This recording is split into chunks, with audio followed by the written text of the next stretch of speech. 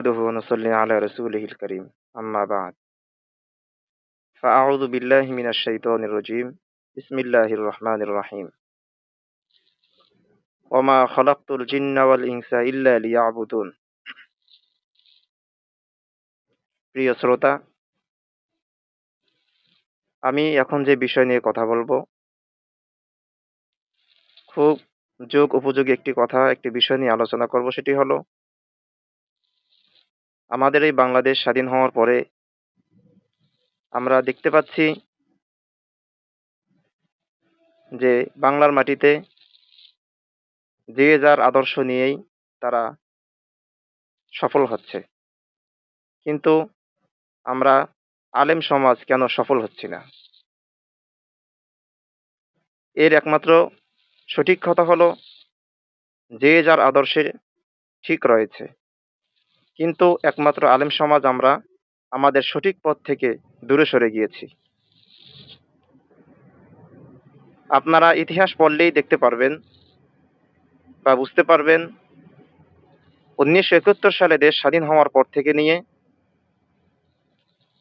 Awami League, BNP এবং যত দল রয়েছেন যারা এই দেশকে শাসন করেছেন তারা তাদের আদর্শে ঠিক রয়েছেন, কিন্তু আমরা আলেম সমাজ তাদের সাথে এতাআত করার কারণে আমাদের মূল উদ্দেশ্য থেকে আমরা সরে গিয়েছি।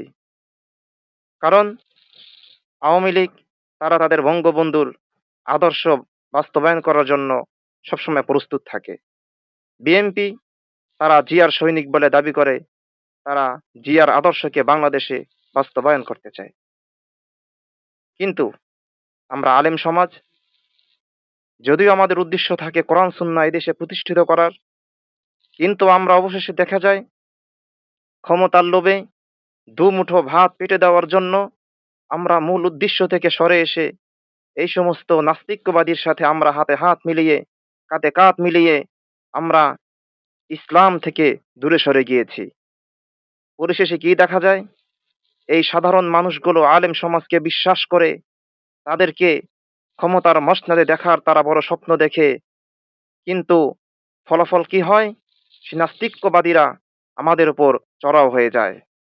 তাই আমি দেশবাসীকে আহ্বান করব, আপনারা সঠিক মানুষ বেছে নিন এবং ইসলামকে বোঝার তৌফিক, ইসলামকে আপনারা ভালোভাবে বোঝার চেষ্টা করুন, কোরআন পড়ুন এবং সুন্নাহকে অনুসরণ করুন। কেননা বিশ্বনবী আরবি সাল্লাল্লাহু আলাইহি ওয়াসাল্লাম বিদায় হজের ভাষণে বলেছেন, তোমরা পথভ্রষ্ট হবে না যদি দুটি জিনিস তোমরা আঁকড়ে ধরো, সেটি হলো কোরআন এবং সুন্নাহ। আখির দাওয়ানা আনিল হামদুলিল্লাহি রাব্বিল আলামিন।